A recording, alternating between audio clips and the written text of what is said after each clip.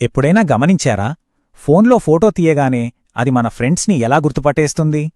లేదా మనకు నచ్చిన ఒక పాట వినగానే సేమ్ అలాంటివే మరిన్ని పాటల్ని యాప్ ఎలా సజెస్ట్ చేస్తుంది? ఈ మ్యాజిక్ వెనకాల ఉన్నదే ఆర్టిఫిషియల్ ఇంటెలిజెన్స్. ఈరోజు మనం దాని బేసిక్స్ ఏంటో సులభంగా తెలుసుకుందాం. AI, machine learning, deep learning ఈ మూడు పదాలు మనకు రోజూ వినిపిస్తూనే ఉంటాయి కదా. కాని నిజం చెప్పాలంటే చాలామంది వీటిని ఒకదాని బదులు ఒకటి వాడేస్తుంటారు. అసలు వీడికి తేడా ఏమైనా ఉందా? ఉంటే ఏంటా తేడా? రండి ఆ కన్ఫ్యూజన్ను క్లియర్ చేసుకుందాం. అవును, ఏఐ చేసే పనులు చూస్తే ఇదేదో మాయలాగే అనిపిస్తుంది. కాని నమ్మండి, దాని వెనక మంత్రాలేమీ లేవు. అదొక పద్ధతైన ప్రాసెస్ అంతే. ఇప్పుడు మనం ఆ తెర వెనక ఏం జరుగుతుందో చూసి ఆ ప్రాసెస్ ఏంటో అర్థం చేసుకుందాం. అయితే ముందుకు వెళ్లే ముందు ఒక ఇంట్రెస్టింగ్ విషయం తెలుసుకోవాలి. ఏఏ అంటే ఏదో ఒకటే ఐడియా కాదు. దాన్ని సాధించడానికి రెండు వేర్వేరు దారులున్నాయి. అంటే రెండు డిఫరెంట్ అప్రోచ్లున్నాయన్నమాట. మొదటిది రూల్ బుక్ విధానం. అంటే ప్రతి చిన్న విషయానికి మనమే రూల్స్ రాసి చెప్తాం. ఒకవేళ ఇలా జరిగితే నువ్వలా చెయ్యి అని. ఉదాహరణకు, ఒక పిల్లిని గుర్తించాలంటే 4 కాళ్ళు, 2 చెవులు, ఒక తోక ఉంటే అది పిల్లి అని రూల్ రాస్తాం. కానీ రెండోది నేర్చుకునే విధానం. ఇది కంప్లీట్గా డిఫరెంట్. ఇక్కడ మనం రూల్స్ చెప్పం. దానికి బదులుగా వేల కొద్ది పిల్లి ఫోటోలు చూపించి, ఇవన్నీ పిల్లులు, వీటిలో కామన్గా ఏముందో నువ్వే తెలుసుకోని సిస్టంకి చెప్తాం. అచ్చం మనం అనుభవం నుంచి నేర్చుకున్నట్టే అన్నమాట. కొన్ని దశాబ్దాల క్రితం వరకు ఈ రూల్ బుక్ పద్ధతినే ఎక్కువగా వాడేవాళ్లు. కాని మన ప్రపంచం చాలా కాంప్లెక్స్ కదా. ప్రతిదానికీ ఒక రూల్ రాయడం సాధ్యం కాదని మెల్లగా అర్థమైంది. అందుకే ఈరోజు మనం చూస్తున్న ఏఐ విప్లవానికి అంతటికీ కారణం ఈ రెండో విధానం, అంటే ఈ నేర్చుకునే విధానమే. సరే, ఇప్పుడీ నేర్చుకోవడం అనే మాటను పట్టుకుని ఆ కన్ఫ్యూజింగ్గా ఉండే పదాలన్నిటినీ ఒక ఆర్డర్లో పెట్టి అర్థం చేసుకునే ప్రయత్నం చేద్దాం.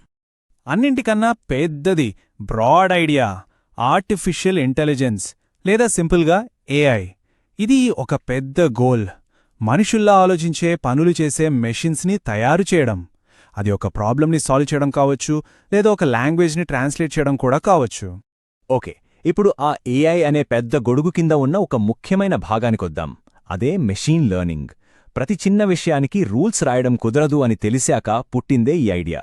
రూల్స్ రాయడం ఆపి మెషీన్కి బోలెడంత డేటా ఇచ్చి దానికదే ప్యాటర్న్స్ని నేర్చుకోమని చెప్తే ఎలా ఉంటుంది అన్న ఆలోచనే మెషీన్ లెర్నింగ్. ఇక మెషీన్ లెర్నింగ్ లోపల ఒక చాలా పవర్ఫుల్ టెక్నిక్ ఉంది. అదే డీప్ లెర్నింగ్. ఇది మన బ్రెయిన్లోని న్యూరాన్స్ని ఇన్స్పిరేషన్గా తీసుకుని పనిచేస్తుంది. దీనిలో న్యూరల్ నెట్వర్క్స్ అనేవి చాలా లేయర్స్గా ఉంటాయి. అంత లోతుగా ఉంటాయి కాబట్టి దీన్ని డీప్ లెర్నింగ్ అంటారన్నమాట. ఇవి ఎంత పెద్ద డేటా నుంచైనా చాలా కాంప్లెక్స్ ప్యాటర్న్స్ని కూడా నేర్చుకోగలవు. సరే, ఇప్పటిదాకా మనం ఏంటి అనే ప్రశ్నకు జవాబు చూసాం. ఇప్పుడు ఎలా అనే దానిపై ఫోకస్ పెడదాం. అసలొక మెషీన్ ఎలా నేర్చుకుంటుంది? ఆ ప్రాసెస్ ఏంటి? ఈ నేర్చుకునే ప్రాసెస్లో హీరో ఎవరంటే మోడల్. ఈ మోడల్ను ఒక ఖాళీ మెదడులా ఊహించుకోవచ్చు. మనం దానికొక ఇన్పుట్ ఇస్తే అది ఒక అవుట్పుట్ ఇవ్వడానికి ట్రై చేస్తుంది. మొదట్లో దాని జవాబులు అన్నీ తప్పే ఉంటాయి. ట్రైనింగ్ లేదా శిక్షణ అంటే సరైన జవాబులు ఎలా ఇవ్వాలో ఆ ఖాళీ మెదడుకు నేర్పించడమే. ఇది ఎలా వర్క్ అవుతుందంటే, ఫస్ట్ మోడల్కి కొన్ని వేల ఉదాహరణలతో డేటాని ఫీడ్ చేస్తాం.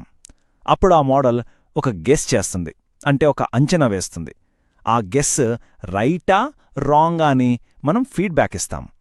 రాంగ్ అయితే ఆ మోడల్ తనను తాను కొద్దిగా మార్చుకుంటుంది. ఈ ప్రాసెస్ని లక్షల సార్లు, కోట్ల సార్లు రిపీట్ చేస్తూనే ఉంటారు. ఫైనల్గా అది కరెక్ట్గా అంచనా వేయడం నేర్చుకుని ఒక ట్రైన్డ్ మోడల్గా తయారవుతుంది. అచ్చం మనం తప్పులు చేసి నేర్చుకోవడం లాంటిదే కదా ఇది.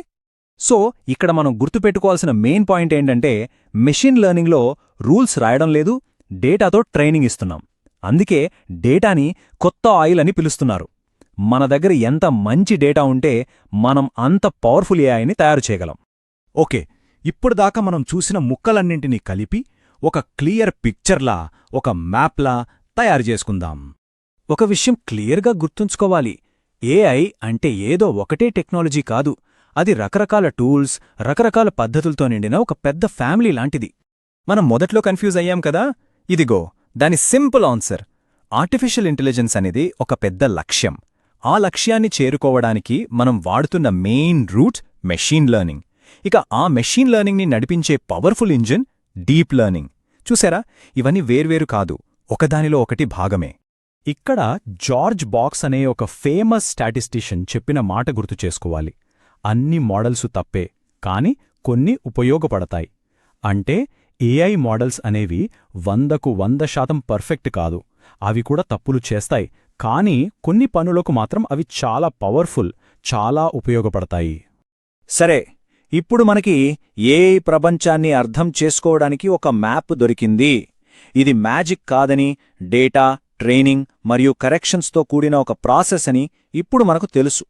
కానీ ఈ మ్యాప్ జస్ట్ ఒక బిగినింగ్ మాత్రమే. అసలైన ప్రశ్న ఇప్పుడు మొదలవుతుంది. ఇంత పవర్ఫుల్ టెక్నాలజీతో మనం ఎలాంటి ప్రపంచాన్ని నిర్మించుకోవాలనుకుంటున్నాం? ఆ వైపుగా మన నెక్స్ట్ స్టెప్ ఏంటి?